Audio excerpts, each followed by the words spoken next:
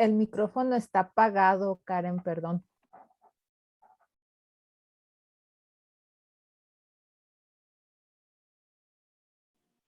Ay, muchas gracias por decirme, no me había fijado. Gracias. Muchísimas gracias por la invitación, Jessica.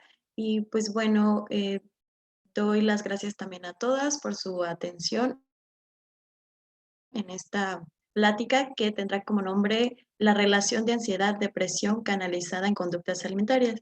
Su maestra Jessica me comentaba que ustedes tenían el interés de poder saber por qué surgen estos pensamientos y después hay conductas en las que representa o se manifiesta la persona en la que come o deja de comer mucho, ya sea porque tiene ansiedad y depresión. Entonces, me gustaría saber de alguna de las alumnas que tenemos ahorita conectadas, ¿qué concepto tienen como conducta alimentaria? Quien sea, ¿eh?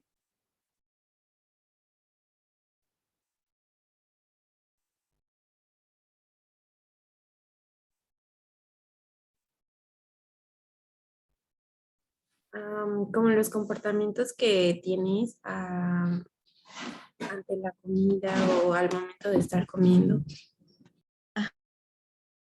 Ajá, muy bien, Pau. Excelente.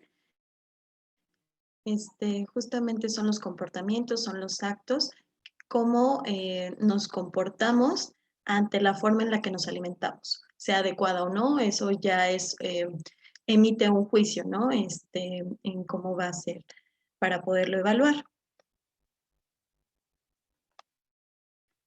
Mm, Bueno, ahí voy, ¿eh? Quiero pasar a la siguiente diapositiva, pero creo que se me trabó un poquitín.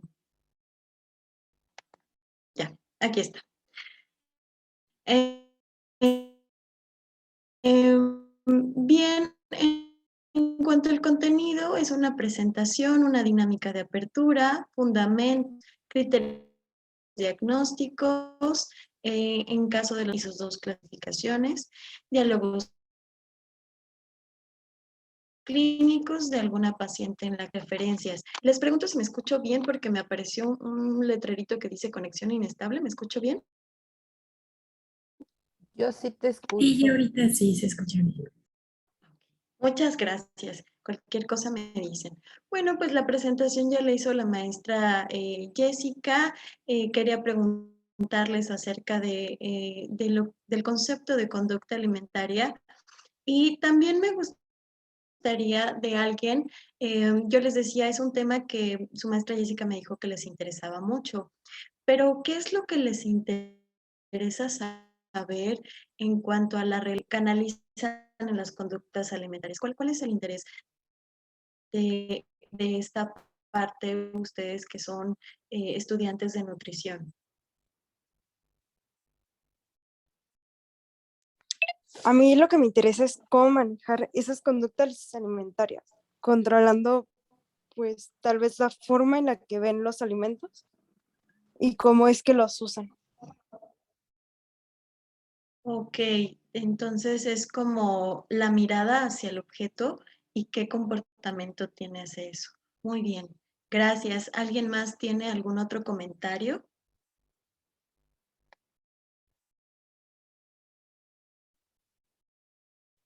Ok, continuamos. Bueno, aquí vamos a definir primero, como se fijan en el contenido, viene la parte de fundamentos. Entonces tenemos que fundamentar, tenemos que definir nuestros conceptos del título en el que estamos hablando. Aquí es depresión en números. Entonces, ¿por qué es tan importante? Porque se ha vuelto una enfermedad en la cual se habla muchísimo. Tenemos que la Organización Mundial de la Salud estima que la depresión es la cuarta enfermedad más incapacitante que provoca en el mundo. También estima que a lo largo de los años puede pasar a un segundo lugar esta enfermedad que es la depresión. Es una depresión, es una enfermedad psiquiátrica más frecuente y para esto es importante saber que en las más que en los hombres, debido pues también a un perfil clínico en cuanto a los contextos también de las cuestiones sociales, se va a dar más en mujeres y otros factores que también van a afectar es la edad. De los 20 a los 40 años es cuando más hay también casos de depresión y si tuvieron una historia, un antecedente personal de depresión o incluso de sus padres, de sus abuelos, también es otro antecedente por lo cual pudiera tener depresión. También la vulnerabilidad entre acontecimientos que la persona ve como adversos, difíciles de manejar, también es otro criterio. Un bajo estatus socioeconómico, una baja autoestima y tener hijos, perdón, con edades inferiores a 7 años. Esto es porque es muy, muy demandante el cuidado del infante y pues depende totalmente de la mamá el cuidado, ya que todavía no tiene las habilidades de poder satisfacer toda esta parte del infante. Entonces, bueno, esos serían algunos de los criterios diagnósticos que pudiéramos tener para la depresión.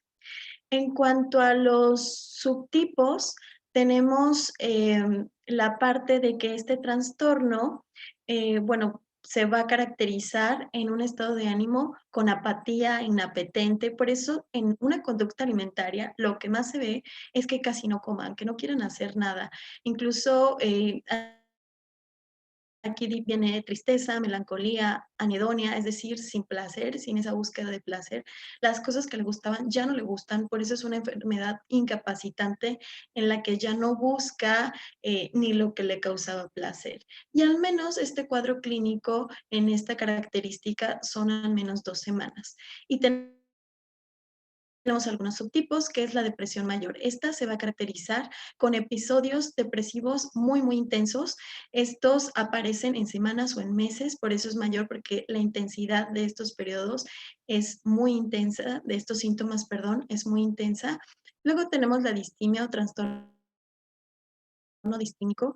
Aquí son menos intensos, pero se vuelve crónico. Puede estar o puede no estar, pero es un incapacitante crónico que puede que un día esté muy bien y al siguiente día no. Trastorno adaptativo, aquí habla de síntomas depresivos leves y están en un periodo de tiempo muy breve y puede ser que algún factor lo esté detonando, que sea muy estresante, muy difícil de manejar para los recursos que tiene la propia persona.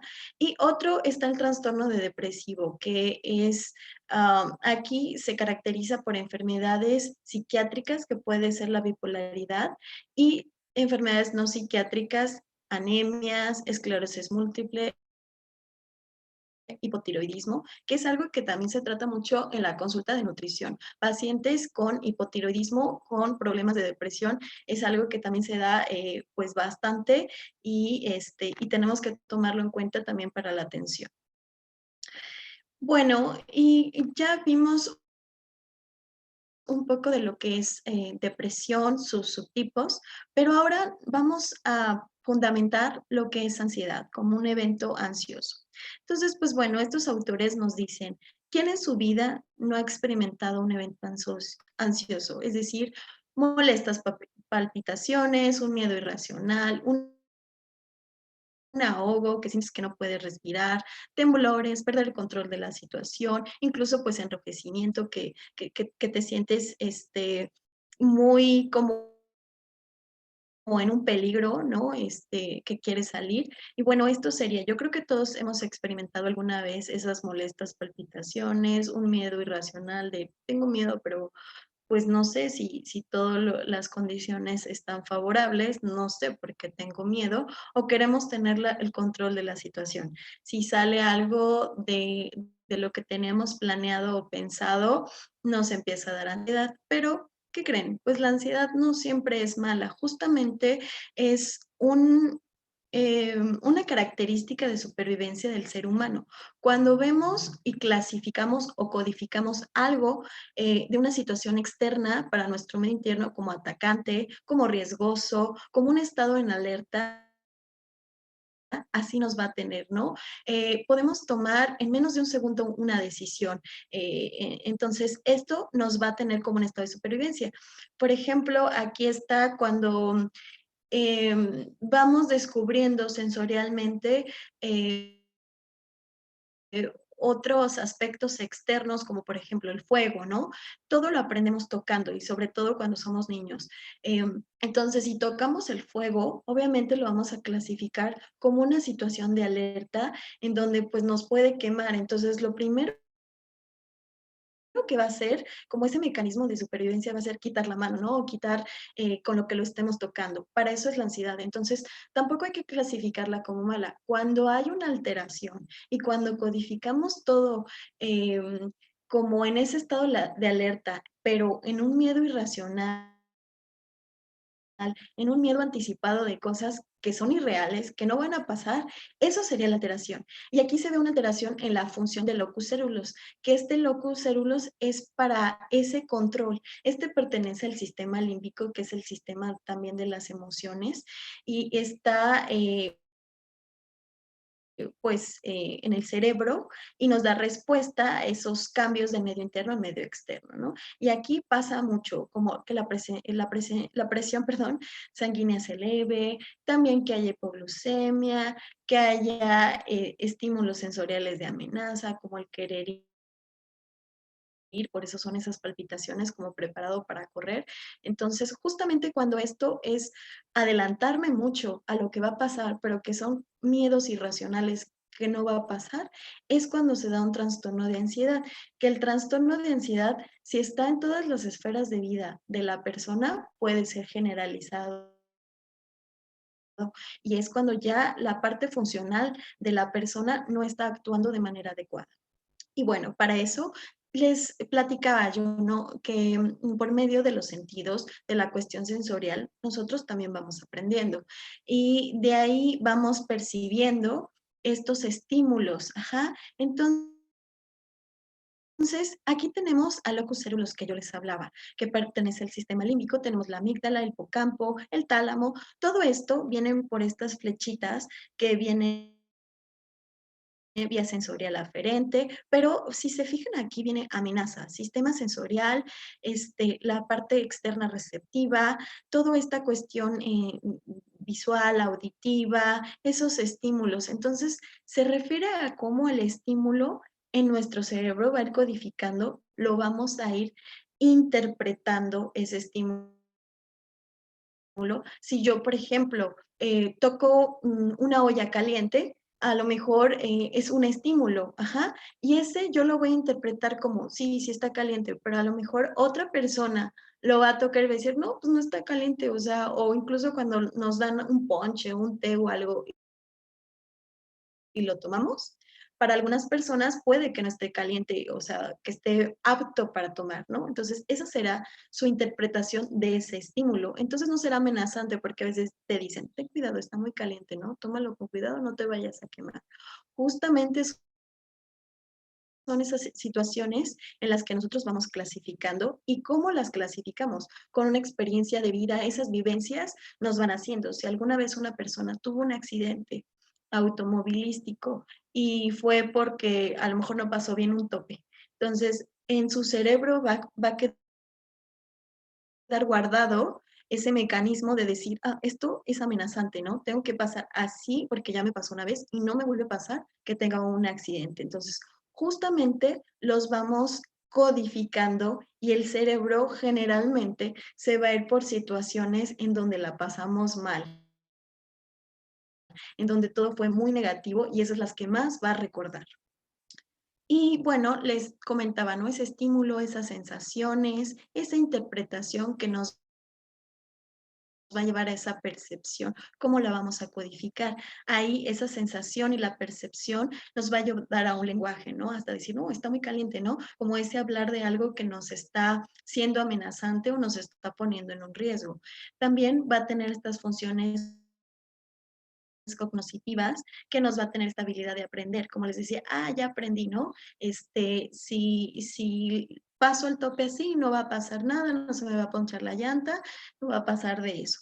Recordar información, la capacidad de la memoria, organizar, poder planificar, planear nuestras acciones, poder actuar, resolver problemas, concentrarse, mantener y distribuir la atención. Entonces, si nosotros no somos capaces de verbalizar eso que nos está pasando, pues nuestro cerebro lo sigue codificando como algo que es incapaz de verbalizar y no podemos aprender. Entonces, no puede ser la persona funcional.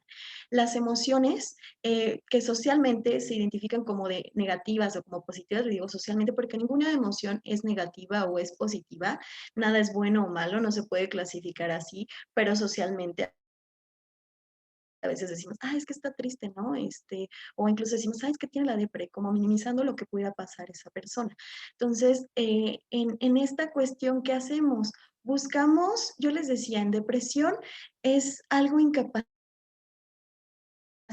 Como es tan incapacitante, este cuadro clínico se va a sumar a la ansiedad, porque el mismo cuerpo quiere que la persona haga algo por ella misma. Entonces le empieza a poner como ansiedad para que se levante de ese estado incapacitante. ¿Cómo va a salir esas emociones? Como sea. Generalmente la conducta alimentaria es algo muy primitivo, es algo que aprende. Entonces empezamos sí a balbucear, algunos eh, que vamos a tener reflejos muy intuitivos, pero eso es muy, muy primitivo, entonces se va a ir a lo que ya conoce, a ese estado primitivo y va a empezar a comer o a dejar de comer porque quiere un control sobre todo como de la parte de la boca, de poder decir, bueno, ¿cómo no?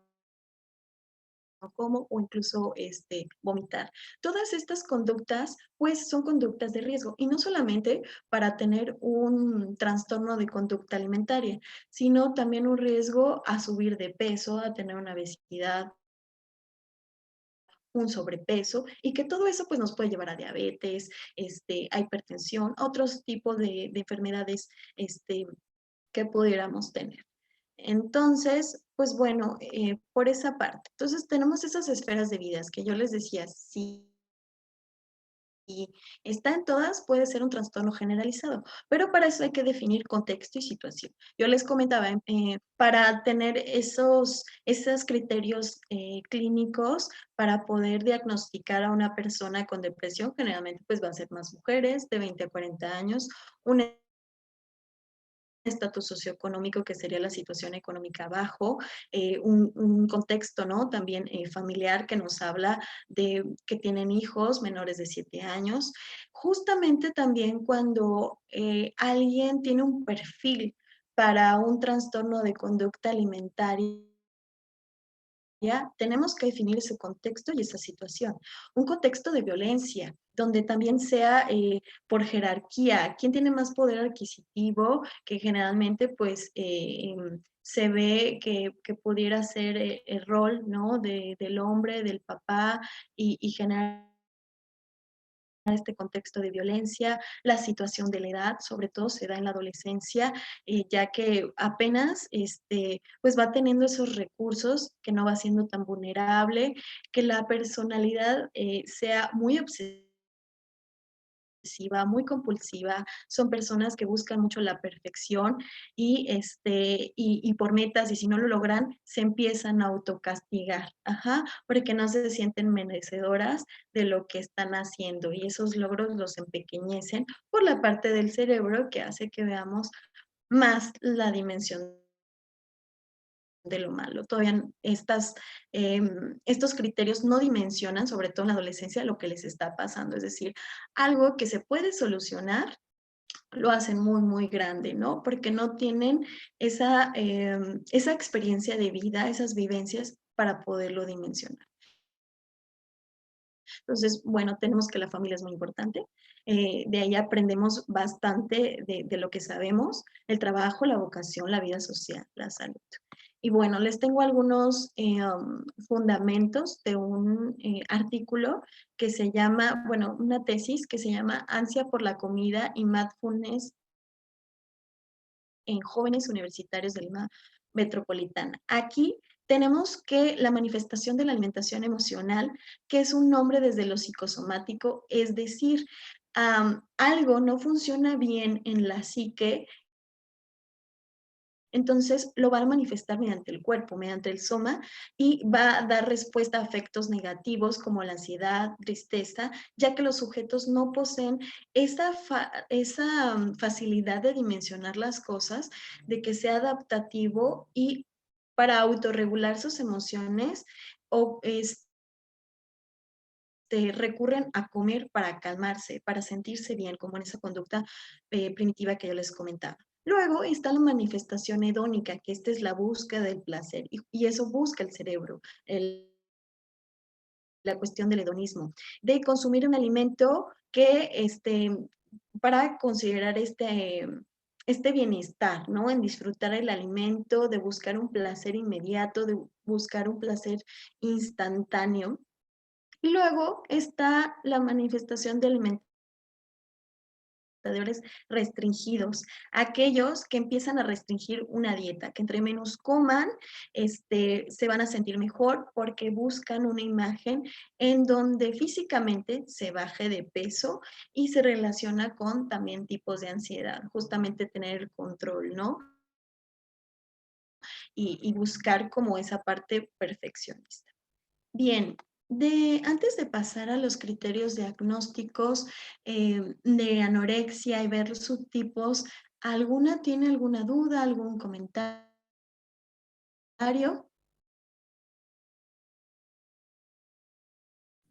No, todo estaba muy bien, gracias. Gracias, Pau. Muy bien, entonces continuamos.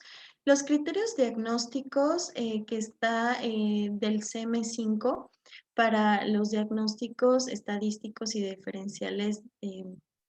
Entonces tenemos la cuestión de anorexia nerviosa. Aquí la persona tiene un rechazo a mantener un peso corporal igual o por encima de lo normal. Entonces, aquí como nutriólogas es muy sencillo checarlo, ¿no? Si les estoy diciendo que se da mayormente en la situación de edad de la adolescencia, podemos nosotros checar con nuestros percentiles, poder evaluar con las herramientas que nosotros tenemos esa pérdida de peso. Aquí nos dice que es una pérdida de peso de un 85% esperable. Entonces, si nosotros hacemos el peso para la edad, el peso para la talla, podemos ver que la persona queda en un percentil 25. Ahí nos está hablando de algo que ya se está manifestando físicamente en el cuerpo, de lo que es la psique que está dejando y rechazando, ¿no? Primero rechaza su cuerpo, no solamente es la relación con la comida, rechaza su cuerpo. Entonces, más que manejar, la comida solamente es un objeto donde está canalizando esas emociones que siente, pero a quien se está maltratando es a su propio cuerpo, por eso lo rechaza. Y bueno, entonces sería un criterio diagnóstico que nosotros podríamos evaluar con nuestras tablas de percentiles. Ahí nos estaría diciendo focos rojos para poderla derivar con un profesional, ya sea un terapeuta, un psiquiatra, ya dependiendo también de la gravedad del cuadro clínico. Bueno, también es un miedo intenso a ganar de peso o convertirse en una persona con obesidad, incluso cuando tienen un peso debajo de lo normal. Y aquí también quiero hacerles una aclaración. No solamente las personas que tienen un peso bajo van a tener un trastorno. Quizás ya lleven mucho tiempo así, por eso tendrán ese peso bajo. Pero las personas con obesidad, con sobrepeso también pueden tener conductas de un trastorno alimentario. Entonces, para también poder ver estas cuestiones, ¿no? Como en su diálogo de cómo saber que tienen ese miedo intenso. Ahorita les voy a mostrar algunos diálogos de acuerdo a esta parte clínica. Y bueno, seguimos. Alteración de la percepción del peso o la silueta corporal. Es muy importante. Por ahí también hay unas escalas en donde nosotros podemos ver la silueta del paciente y podemos pedirle que se marque él cómo se ve y nosotros marcarle cómo está realmente, o incluso también poder pedir que se dibuje y luego marcarla, ¿no? Como esta prueba de realidad de marcarla de, no, no te ves así, tienes la, o sea, tiene esa persona la distorsión de su silueta, de una imagen corporal. En las mujeres pospuberales presentan una menorrea y esta es una ausencia de menstruación de al menos 3 ciclos consecutivos. Y pues bueno, aquí por ejemplo con la administración de estrógenos, también podríamos checar esa parte. Entonces, bueno, en nuestra historia clínica preguntamos, ¿cuándo fue tu primera menstruación? ¿Tu ciclo cómo es? Entonces, si también nos está hablando de esta cuestión biológica, tendríamos que revisar qué está pasando, por qué está dejando de menstruar en esos, ¿no? Digo, si no tiene ovario poliquístico y otro tipo de enfermedades, habría que descartar, pero tendríamos una sospecha, ¿no? Y bueno, esos serían los criterios de diagnóstico en cuanto a la anorexia, y hay dos tipos de anorexia. Está el tipo restrictivo. Aquí evita ingerir alimentos en un 90 o un 100% de su consumo, es decir, si acaso te comerá un 10% de lo que debería de comer. Y aquí no va a recurrir a tracones ni a purgas, por eso es de un tipo restrictivo, más bien se va a inhibir el que coma. Y en cuanto a un tipo convulsivo purgativo, aquí ingiere alimentos del 30 al 50% y tiene conductas compensatorias. ¿A qué me refiero? Como está comiendo un poquito más, estas conductas compensatorias se va a tratar de que se va a provocar el vómito, va a usar laxantes, perdón, diuréticos, enemas. Entonces son conductas compensatorias, como si come y quiere llegar a bajar el peso, va a hacer estas conductas. Luego está la parte para los criterios de una bulimia nerviosa. Aquí hay presencia de atracones recurrentes, y un atracón, ¿por qué se va a caracterizar? Es una ingesta de alimentos en un corto plazo, en un periodo muy, muy corto, y que se ve pues mucho tipo de ingestión de alimentos, una cantidad excesiva, y a lo que la mayoría de las personas consumirían en ese tiempo. Sensación de pérdida de control sobre la ingesta del alimento. Aquí el no poder controlar la cantidad de la comida, es decir, ya siento que comí demasiado, pero necesito más, porque todavía no me siento bien. Entonces necesitan esa parte de seguir con ese atracón. Conductas compensatorias inapropiadas, como buscar provocarse el vómito, uso de laxantes, diuréticos, enemas, o hacer algún ayuno o un ejercicio excesivo. Los atracones y las conductas compensatorias inapropiadas se van a dar al menos 2 veces a la semana durante un periodo de 3 meses, que eso también lo podríamos valorar en nuestra historia clínica, preguntarle. Nosotros tenemos un indicador que se llama dietético. Entonces, pudiéramos tener este tipo de preguntas, y no solamente como de ¿quién cocina tus alimentos? ¿A qué hora te da más hambre? Sino poder incluir este tipo de preguntas para nosotros pues saber cómo está el estado del paciente. La autoevaluación está exageradamente influida por el peso y la silueta corporal. Se van a ir mucho por lo físico, por lo que se puede ver. La alteración no aparece exclusivamente en el transcurso de la anorexia nerviosa, sino pues también está aquí en el criterio de bulimia nerviosa. Y hay 2 tipos, igual que la anorexia, va a haber un tipo purgativo. Aquí se provoca regularmente el vómito o usa laxantes, diuréticos o enema en exceso. Entonces, va a ser de un tipo purgativo, donde va a buscar esas conductas compensatorias inapropiadas. Luego está el tipo no purgativo. Aquí, poco frecuente, va a buscar el uso de laxantes, el uso de la provocación del vómito, pero va a utilizar no comer, un ayuno frecuente, un ejercicio muy intenso, que para compensar esa parte de que comió no hizo un atracón de una cantidad muy fuerte de alimentos, entonces va a querer muy impulsivamente, ¿no? Entonces, por ahí no solamente la vigorexia hace mucho ejercicio, sino también el tipo, ¿no? De aquí de la bulimia. Tendríamos que nosotros también saber que hay estrategias para bajar de peso, como se usa mucho ahorita el ayuno intermitente, ¿no? Pero en las personas que tienen un perfil para trastornos de conducta alimentaria y tienen conductas inapropiadas en cuanto a la alimentación, no podríamos utilizarle, no serían candidatas, porque en lugar de hacerles un bien, a lo mejor sí te va a bajar de peso, pero no es para ese tipo de personas, porque no solamente lo que se busca es el peso, sino un estado físico, un bienestar de salud mental y también física y emocional.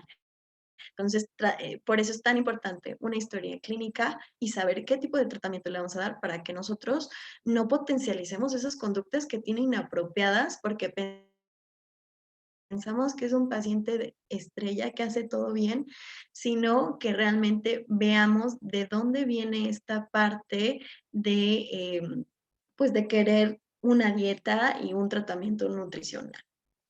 En cuanto a estos diálogos clínicos, bueno, es un caso que se llama caso Paloma.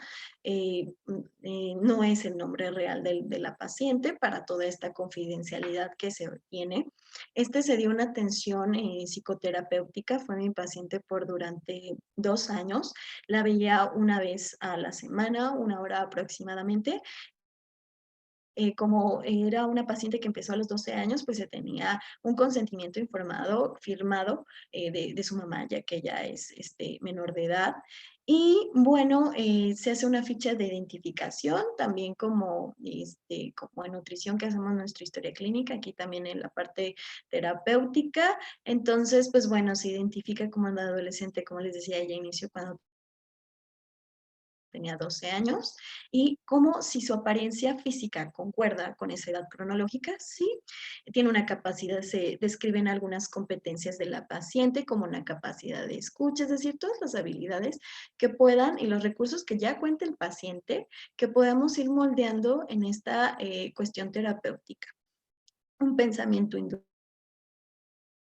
creativo, concreto, tiene buena aptitud, es sociable y bueno, desde la fase inicial hubo muy buen vínculo entre la paciente y la terapeuta y también hubo pues rapport, que es este vínculo de confianza y pues empatía y una alianza terapéutica. En cuanto a estos aspectos clínicos, ella tenía un mal manejo de la ansiedad, porque tenía una experiencia en su casa en cuanto a la parte de la violencia. Entonces, bueno, aquí en la sesión 1 se recaban datos de la madre porque, bueno, para saber cómo fue su parto, cómo fue su embarazo, toda esta historia, ¿no? En la cual refirió que ella y su esposo discutían mucho con gritos y en una canción su hija le dice, ¿por qué cuando ustedes discuten no me pasa la comida? Esto pasó cuando ella tenía 9 años de la paciente, entonces ella justamente llega como que decía, es que no quiere comer, no quiere ir a la escuela, siente como una bola aquí, una masa y no quiere, ¿no? Y llevaba pues así pues algo de tiempo y es por eso que la mamá pues busca ayuda y la lleva pues a este centro de atención a la comunidad. Eh, También presentó bajo peso, no quería comer y tenía manchas blancas en la piel. Ahí, bueno, como mi atención era como terapeuta, pues yo nada más le puse posible signo de desnutrición, ¿verdad? Eso fue hace tiempo, yo ni siquiera la vi, solamente fue lo que dijo la mamá.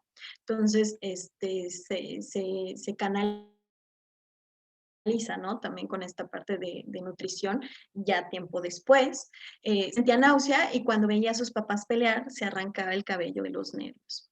Y en la sesión 6, perdón, ella comenta que su mamá le pasaba lo mismo, que sentía así que no podía tragar la comida, sentía una más aquí, y cuando se sentía nerviosa, sentía ascos con la comida y le dijo, es normal, no te preocupes, yo ya pasé por eso. Y se le pregunta que en esta situación le pasaba lo mismo que su mamá, para lo cual dijo, sí, mi mamá sentía náuseas cada que mi abuelo maltrataba a mi abuela, entonces, por lo cual el maltrato y la violencia física, emocional y psicológica era algo muy naturalizado para el entorno de esta paciente, pero ella se sentía mal, se sentía impotente por no poder hacer nada y empezó con la manifestación de esta conducta alimentaria de querer evitar alimentos, ¿no? Y como es algo también tan principal para una mamá, entonces ella empezó a notar que su hija no quería comer.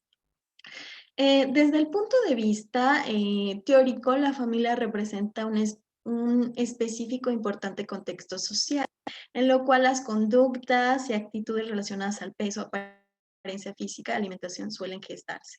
Aquí, en tu entorno familiar, vas a ver cómo es una persona que se ve atractivamente física, que tiene esos atributos bien, cómo va a ser el peso considerado, si es alguien que es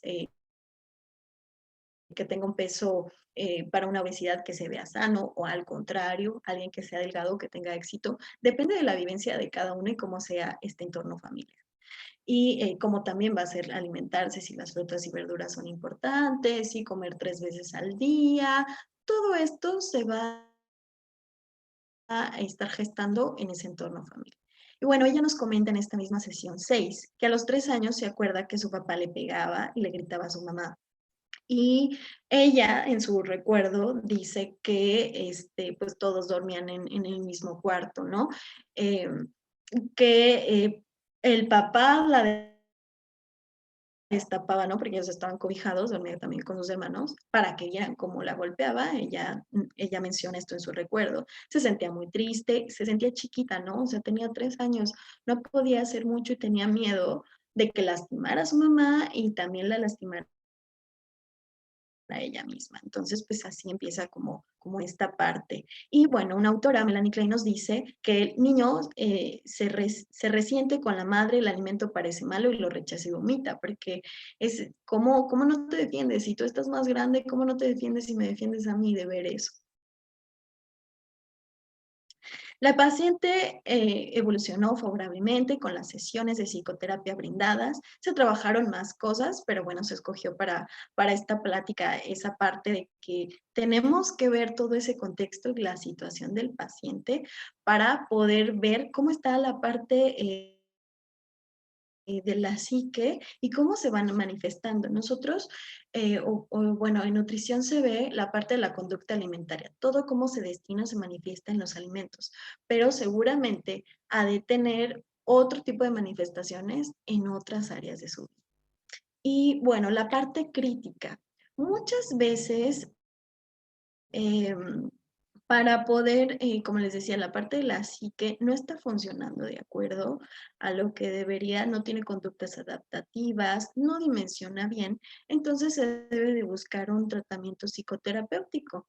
Estas sesiones psicoterapéuticas lo que van a hacer que esta imagen justamente trae como una bola de estambre en donde la paciente a través de su discurso, a través de verbalizar lo que está sintiendo, más de la historia tal cual del chisme de lo que pasó, está contando lo que le hizo sentir esa parte, lo que pensó y cómo lo manifestó en ciertas conductas que pudieron ser inapropiadas. Entonces, pues bueno, se va deshebrajando esa madeja poco a poco con ayuda del terapeuta. A veces, por ejemplo, cuando llevamos lo que es depresión, pudiera ser que la persona necesite un tratamiento psiquiátrico, es decir, algún medicamento, algún antidepresivo que solamente puede recetar el psiquiatra. No es una pastilla de tic-tac que cualquiera, porque luego también neurólogos lo hacen, solamente el psiquiatra. Hay que tener mucho respeto con este tipo de medicamentos, porque, bueno, viene una serie de neurotransmisores que cuando la persona como está tan incapacitada, está sin ganas de hacer nada, en un estado de melancolía, eh, produce los antidepresivos, esta fórmula que lo va a necesitar para que en el cerebro pues esté mucho mejor. Pero no solamente va a ser el medicamento, sino tiene que ir siempre enlazado con la parte psicoterapéutica para que haya de verdad una persona que sea funcional y no siempre tenga que depender de medicamentos para poder funcionar. También depende de en qué estado y qué valoración sea.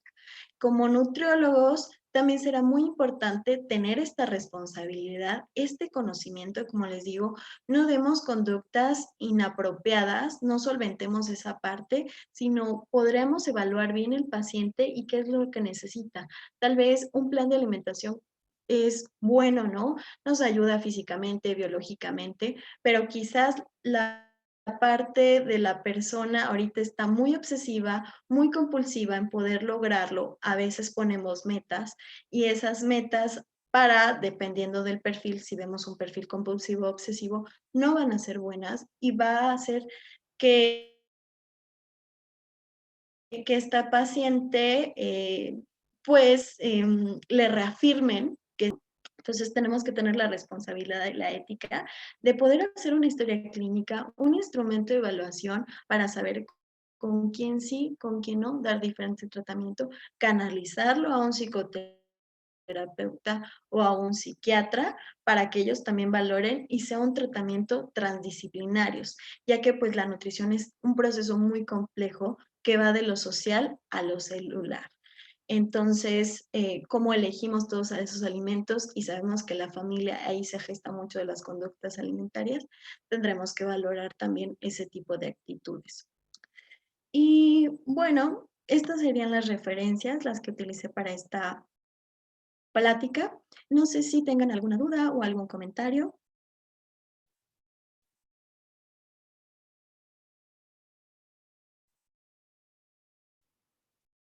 Yo tenía la duda respecto al plan alimentario, pero bueno, pues ya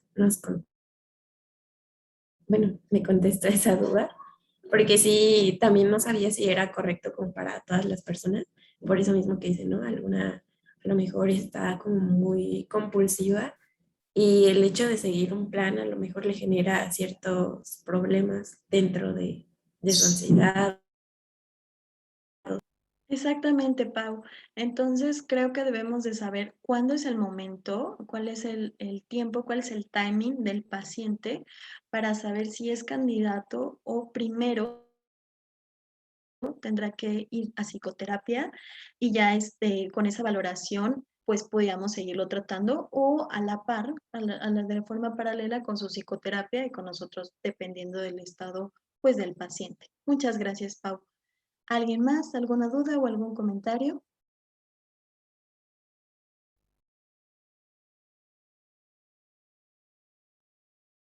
Yo Yo sí tengo una pregunta. Bueno, es que no sé si es pregunta o comentario. Todos los pacientes, por decirlo así, no importa si es hombre o mujer, tienden a tener un trastorno, bueno, no trastorno, sino como una conducta alimentaria. Por eso van al nutriólogo. Todos tienen conducta alimentaria porque es el acto, el comportamiento que tengamos ante los alimentos. Entonces todos tienen, por eso es importante, como dices, tanto hombres y mujeres, en nuestro indicador dietético, cuando hagamos nuestra historia clínica, poder hacer esas preguntas de cómo está esa conducta alimentaria. Hay conductas alimentarias que son apropiadas y otras que son inapropiadas. Entonces, de ahí vamos valorando cómo está. Generalmente sí, hay conductas inapropiadas y también hay conductas de riesgo que puede ser como una conducta de riesgo para llevar a obesidad. No estoy desayunando, no como en todo el día porque me la paso trabajando y en la noche me recargo. Esa sería una conducta también que sea de riesgo para llevar a obesidad, no solamente un trastorno de conducta alimentaria. Nosotros como nutriólogos lo que tenemos que también evaluar mucho, de hecho viene pues, bueno, no sé si aún lo ven, pero viene en el PES, que es para nosotros poder redactar nuestro diagnóstico, problema, etiología, signos y síntomas. Y nuestro problema viene a partir de la conducta o comportamiento alimentario que va a tener pues la persona. No sé si con eso, Tania, contesto tu pregunta o aún queda alguna duda. No, sí, gracias. Gracias a ti, Tania. Yo tengo una. Si la depresión y la ansiedad es un factor muy relevante para padecer un trastorno alimenticio, Ok, si crees que también se conjunten en ese diagnóstico. Pues sí es relevante, pero podría haber pacientes que no la tengan, o sea, o que manifiesten solamente cuadros de ansiedad, ¿no? No necesariamente las dos, pero generalmente lo que te van a decir en una consulta, ¿no? A lo mejor no te van a decir, tengo tal cual un trastorno, tengo una conducta alimentaria inapropiada, van a decir, me da mucha ansiedad, empiezo a comer cuando me siento triste o tuvimos esta situación o la supe manejar, tuve una crisis y empecé a comer o no tenía nada de hambre y me quedé acostado en la cama. Todo ese tipo de diálogos clínicos son los que te va a dar a ti el paciente, ¿no? Entonces, todo eso también se refleja con la parte de ansiedad y depresión, que puede tener una conducta alimentaria inapropiada o ya dar a un trastorno. No sé si contesté tu pregunta. Sí, gracias. A ti,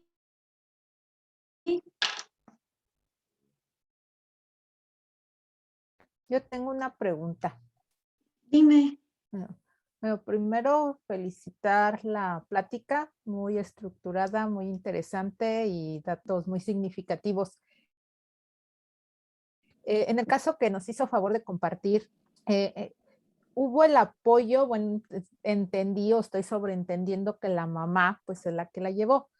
Sin embargo, también hubo este apoyo del papá, se trabajó también como con una terapia familiar por toda esta situación que vivía.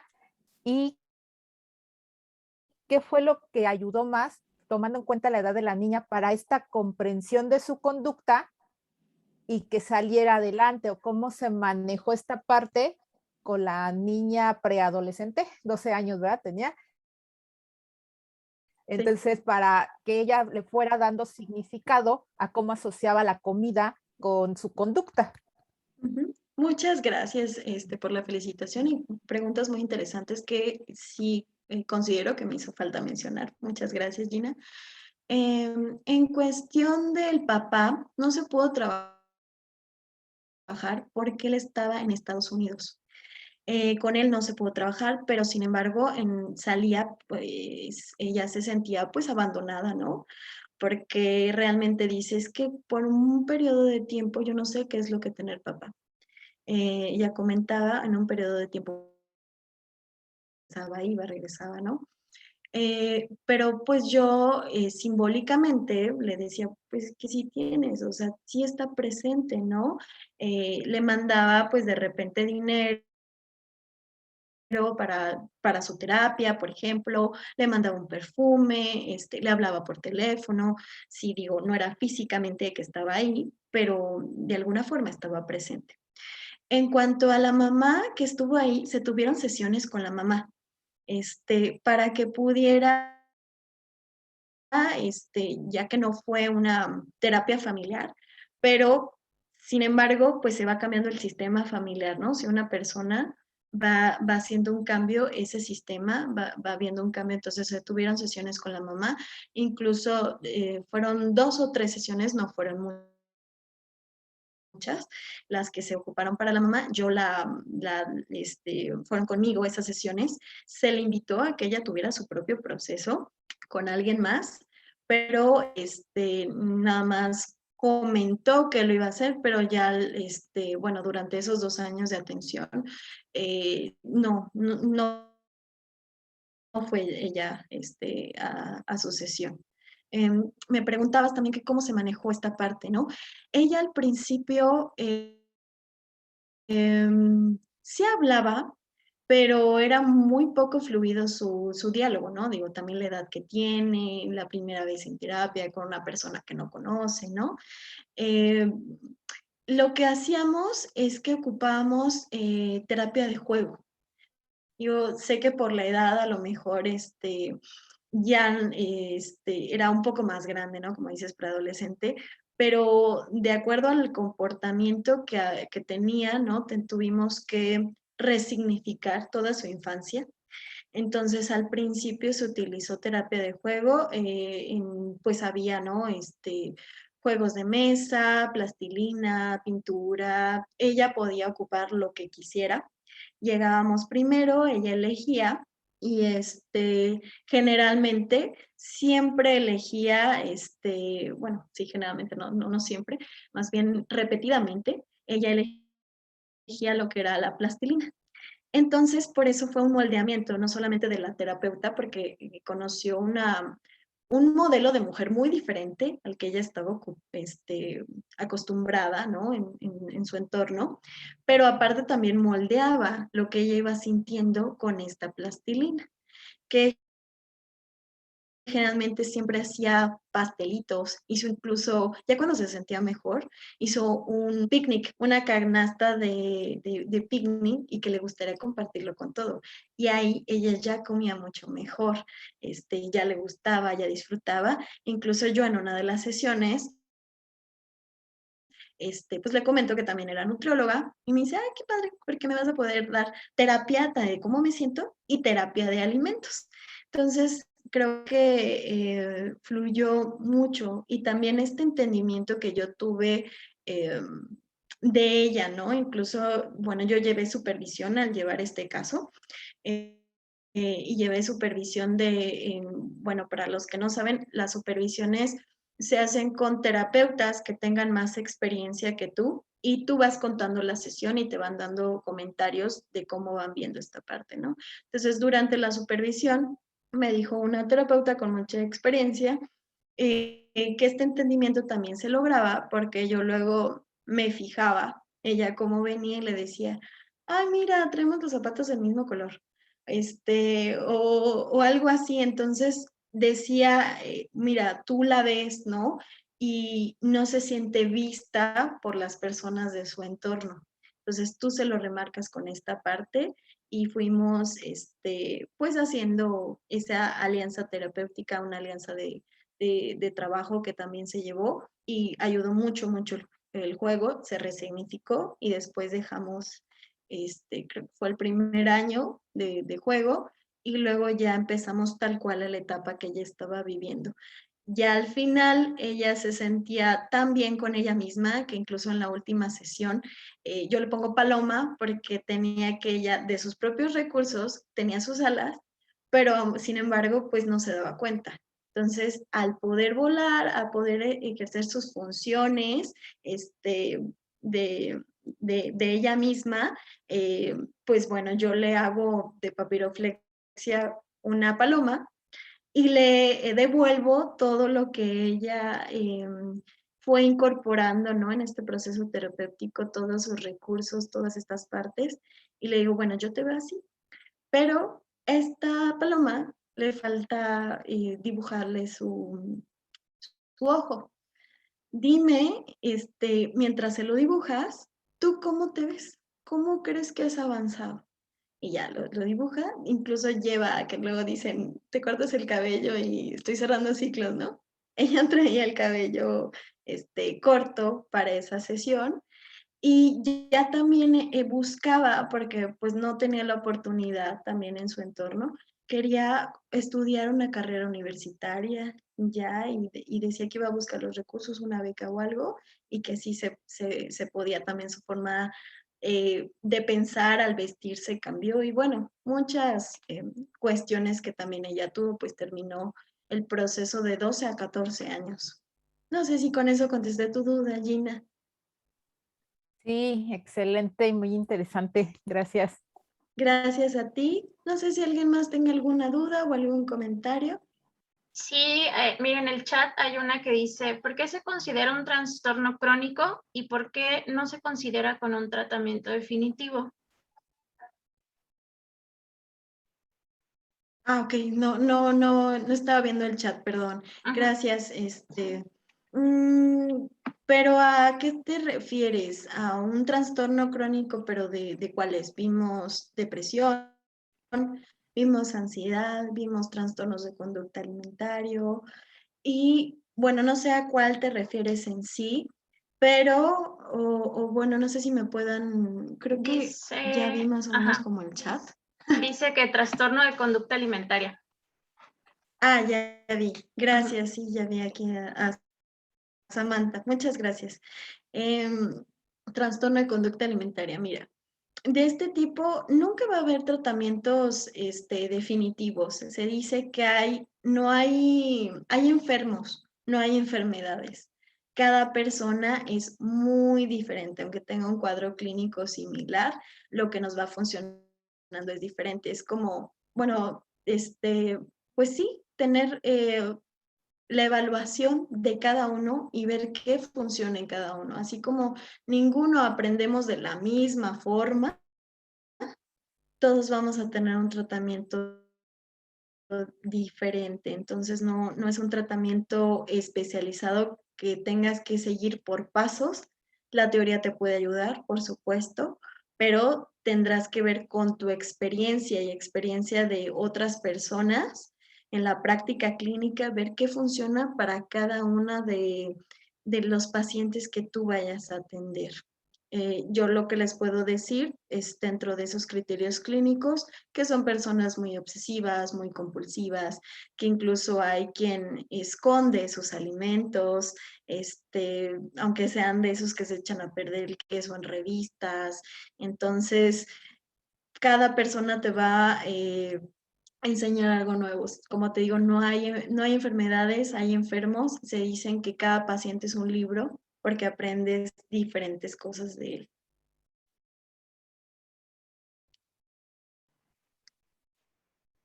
Muy bien.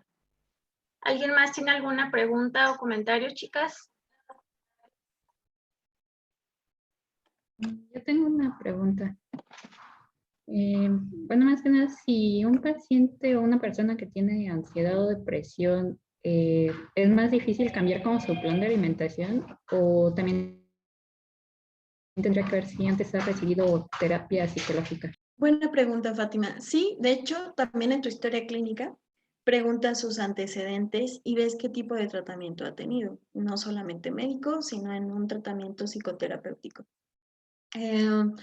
Sí, cuando tienen ansiedad, bueno, un trastorno de ansiedad, hay que checar cómo quieren las cosas bajo control. La parte del plan de alimentación podría ser, muchas veces se van como que tienen ese placer como de deshacer los alimentos y de controlar lo que está pasando. Entonces, podrían ser, por ejemplo, paletas congeladas que él mismo o ella misma haga, de fruta, de yogur, toda como esa experiencia que va pasando, ¿no? En cuestión de ansiedad. Sirven mucho la cuestión de las texturas. Como les decía, la cuestión sensitiva, bueno, la cuestión sensorial es muy, muy importante. Entonces, tendríamos que fijarnos en eso de, bueno, oye, cuando haces ansiedad, ¿qué texturas buscas, no? Porque muchos buscan, sin tener ansiedad, que sea el crunch, ¿no? De los alimentos. O sea, a mí no me, por decir, ¿no? Alguien que no le guste el cereal aguado, ¿no? Que le gusta que haga el crunch. Tendrías que tú preguntarle qué es lo que le funciona y generalmente de lo que yo he visto en mi práctica, para personas que tienen ansiedad, los congelados, las texturas duras como la zanahoria, la jícama. Entonces tú le puedes brindar como una técnica culinaria de cómo preparar. Le estás dando zanahorias, le estás dando una paleta helada, pero bueno, no va a ser la Magnum, va a ser algo que él prepare. Y en cuestión de depresión, yo sugeriría también por la experiencia que tengo, es darle alimentos que tengan como, no quieren a veces ni comer ni nada, entonces que tengan una cantidad pequeña, pero que tengan más energía, como almendras. Y de hecho, para la cuestión cerebral ayuda bastante también la parte de la vitamina D, el triptófano, que es precursor también de la serotonina, alimentos, que es un aminoácido el triptófano, alimentos que lo tengan, y eso va a ayudar a toda esa química cerebral, aparte que lleva su psicoterapia clínica, también cambiar esa cuestión también con los alimentos, con esta terapia nutricional. Podríamos buscar ese tipo de alimentos con vitamina D, triptófano. No sé si con esto contestó más tu duda, Fátima. Sí, muchas gracias. ¿A ti? Bueno, yo tengo una pregunta. Ahorita, bueno, muchas gracias que hablaste un poquito más, pues, de los trastornos de alimentación, de las enfermedades como ansiedad y depresión. Pero bueno, te voy a cambiar un poquito el tema, si se puede. Por ejemplo, toda esta nueva teorías que han sacado como de la psicología y la alimentación, de que, por ejemplo, no centrarnos como en el peso, hablar un poquito más de composición corporal, aceptación, que incluso ya le ponen nombres como que la gordofobia, esto del sistema Hayes. Bueno, ¿qué opinión tienes tú en todo esto? Porque, bueno, tú tienes ahorita como las dos carreras, ¿no? Entonces, nosotras hemos comentado de repente esto en clase, que pues tú sabes, ¿no? Que es algo que ahorita se está haciendo como pues un tema muy controversial. Entonces, ¿qué opinión tienes desde tus dos posturas, no? Sí, es interesante y creo que es algo muy, muy actual y se está llevando mucho en las redes sociales, que creo que ahorita todos tenemos como ese alcance para checarlo. Hay mucha difusión de información en cuanto a sí, hay que aceptarse, pero bueno, como les decía, la salud es un bienestar físico, mental y emocional. Si por ahí tú ya tienes obesidad o tienes sobrepeso, ya no estás siendo saludable. Ajá. Entonces, bueno, no te tienes que sentir como en este daño del cuerpo, de castigarte. Yo creo que eso quieren decir con esa aceptación de no castigarte, pero sí ya físicamente hablando, y no solamente el peso, ¿no? Como decías, no centrarnos en el peso. Cuando uno sube de peso, ¿qué le empiezan a doler? Las rodillas, la espalda, incluso para agacharse, ¿no? Como los chalecos, ¿no? Que hay de 5 o de 10 kilos de más que te pones, ¿no? Cómo se sentirá una persona con más peso o con menos peso, ¿no? Que lo utilizamos como material didáctico, que hacen como el poder saltar, el tener una condición física aceptable, el poderse amarrar sus agujetas, cosas que ya no están siendo funcionales para la persona físicamente. Y esta aceptación yo creo que tiene que ver con que no dañes tu autoestima con este físico, ¿sí? No significa que vales menos, pero sí ya está llevando un problema físico. Entonces, creo que tiene una línea muy, muy delgada, pero sí tener en cuanto bien definida lo que es la salud y, como te decía, las esferas. En cuanto a lo que decías de composición corporal, yo creo que también como nutriólogos lo utilizamos muchísimo, porque si bien no tenemos, no sé, un ejemplo de deportistas, ¿no? Como lo que es no sé, este basquetbolista Michael Jordan, ¿no? Él pesaba 100 kilos, ¿no? Casi medía 2 metros Entonces, si tú sacas su IMC, que el IMC, bueno, ya ahorita también está obsoleto, ya ha ido Sí. por otros tipos de indicadores. Entonces, si tú lo sacas, pues va a salir en obesidad. ¿Y qué? O sea, ¿le ves un grado como de grasa, de porcentaje de grasa? Pues no, ¿verdad? Entonces Sí. tendrás que ver cómo se está componiendo corporalmente cada una de estas personas. Entonces yo creo que la aceptación es en tu autoestima, pero hay que trabajar con ese problema físico que ya no te está haciendo funcional. No sé si con eso, Jessy, contesto tu pregunta. Sí, sí, totalmente de acuerdo. Más que nada, yo lo que buscaba era tu opinión. Estoy muy de acuerdo contigo porque, bueno, tuve una experiencia de una paciente que anteriormente se fue por ese lado, ¿no? Como la alimentación intuitiva y dice, bueno, yo comía pues lo que en el momento se me antojaba o como que, sí, o sea, como que se fue por ese lado. Entonces, pues eso tuvo daños en su salud. Entonces yo intenté como hacer mucha labor de educación y hasta que llegó el punto en el que me dice, tienes mucha razón, o sea, no puedo irme como todos los días con la alimentación intuitiva, porque pues también está del lado mi salud. Le digo, sí, no sé si también opinas lo mismo, pero yo les digo mucho a los pacientes, no es castigo, recompensa los alimentos, o sea, realmente puedes llevar un plan de alimentación, pero si de repente se te antoja, no sé, un chocolate pequeño, no te sientas mal por comerlo, ¿no? O sea, no tiene nada de malo, pero todo está como en frecuencia, como en cantidades. Entonces, como que siento que, como dices tú, hay una línea muy delgada, ¿no? Entonces, me da gusto que pienses lo mismo porque siento que todavía hay nutriólogos que se van como al otro lado, ¿no? Que sí es como muy de prohibir muchas cosas, o tal vez hay muchos del otro lado, ¿no? Que están como con esa situación de la gordofobia y no, tú come y esto. Entonces, como que sí es una línea muy delgada, ¿no? Entonces sí quería saber como tu opinión, porque tú tienes, como te digo, los dos fundamentos, ¿no? Y el otro comentario es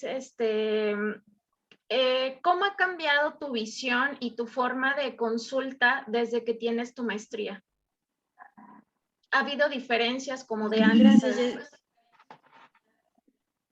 Gracias, Jessy. Antes de responder de tu pregunta, quisiera hacerte un comentario acerca de la alimentación intuitiva, que también creo que es algo que se da muchísimo. Sí. Creo que ahí también depende mucho de la interpretación de cada uno. Y como dices, en mi caso, pues yo tengo el acercamiento a dos disciplinas de salud, que es la parte de la psicología llevada pues a un campo terapéutico y la parte de nutrición, ¿no? Que también es dietoterapia, ¿no?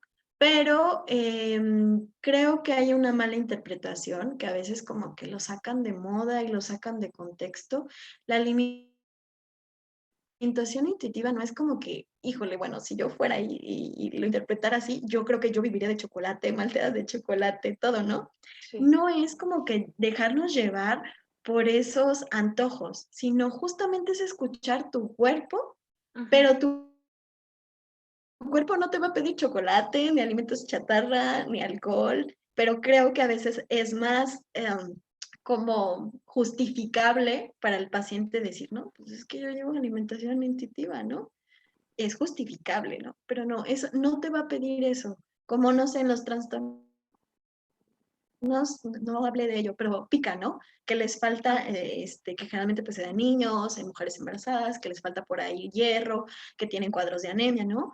Y justamente que quieren comer algo que tenga, pero no les va, comen tierra, comen, gises, comen el polvito del ladrillo, ¿no? Pero pues, o sea, es el hierro, tienen otros alimentos que te puede dar, ¿no? Entonces, creo que la parte educativa, como dices, y de un asesoramiento de un nutriólogo, te va a enseñar de, bueno, sí, sí es intuitiva, pero a ver, para una buena digestión necesitas fibra. ¿Qué alimentos tienen fibra para que tú vayas bien al baño, etcétera, etcétera? Y bueno, nada más quería contestar como esa pregunta que creo que se ha puesto de moda y lo han transgiversado mucho. Sí, claro, se En van por otro lado. cuanto, gracias.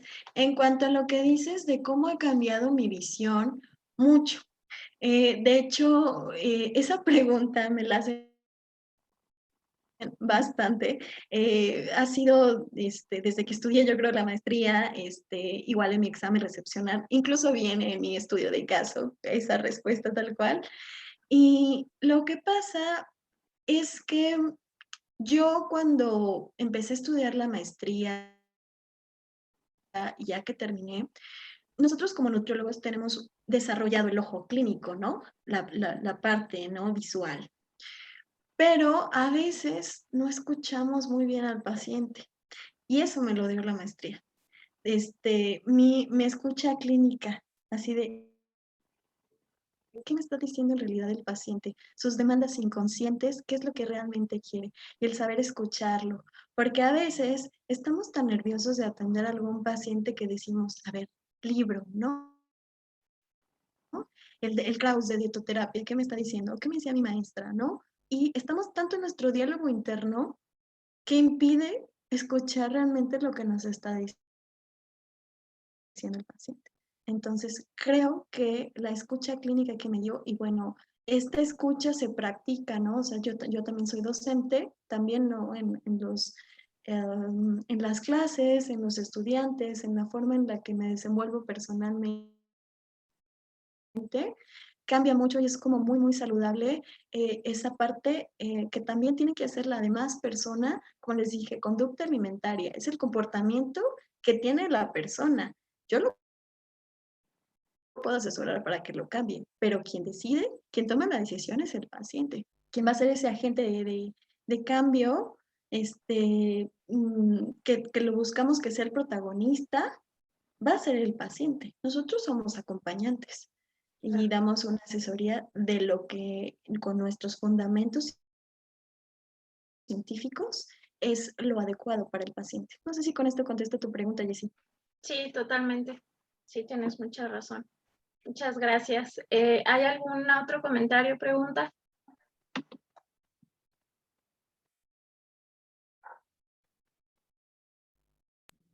No solamente felicitar y agradecer esta plática, que realmente me ha parecido bastante interesante y que pues ha contestado bastantes dudas que han surgido en el proceso que llevamos de carrera. Muchas gracias. Muy bien, pues nosotras también te agradecemos mucho, primero aceptar la invitación, estar aquí compartiendo pues toda esta experiencia que muestra, sobre todo con casos clínicos, que es cuando pues enriquecemos mucho más, ¿no? Todo esto de los fundamentos teóricos. Entonces, bueno, mira, voy a compartir tu reconocimiento, no sé si ya lo Debo de vean. compartir. Sí, Ya, por favor. ya lo veo. Bueno, pues la Universidad Latina de México te otorga el presente reconocimiento, Karen Teniente Gasca, por su destacada participación como catedrática invitada en la Escuela de Nutrición con la plática Relación de ansiedad y depresión canalizada en conductas alimentarias. De verdad te agradecemos mucho y pues bueno, te lo hago llegar a ti y pues bueno, también agradezco mucho las preguntas de las alumnas. Espero que de verdad haya enriquecido mucho pues todas estas dudas, ¿no? Que de repente han surgido y que también les surjan más, ¿no? O sea, no creo que cuando a veces nos dan una plática resolvemos dudas, pero a veces nos quedamos con más curiosidades, entonces también indaguen, lean más, investiguen más. Digo, la verdad es que la nutrición es un campo muy, muy grande.